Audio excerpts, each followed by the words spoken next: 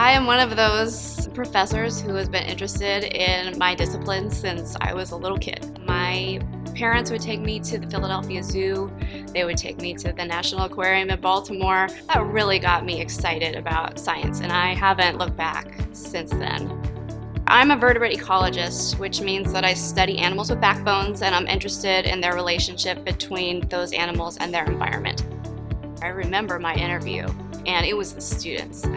I loved meeting the students, hearing the students' perspective, the fact that they were so excited about being in the biology program, and that we were able to do research with them, which is not something that happens everywhere. This is the place I need to be. And when I got here, I found out, that's exactly, I've been here, it's my 8th year, and it is still the reason that I love working here.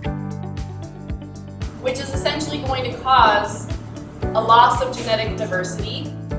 The biology program is focused on giving undergraduates the experiences that they'll need to be successful. And as scientists, one of the most important things we can do is give our students a chance to undergo the scientific process in an independent way.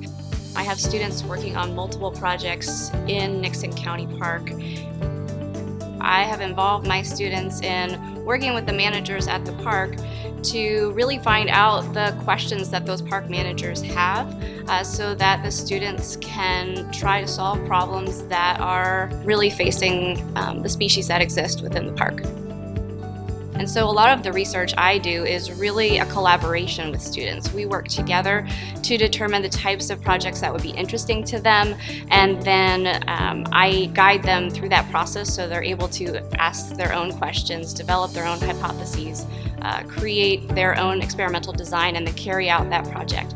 And so I don't really see them as assistants. They're really, my collaborators working with me to do that important work.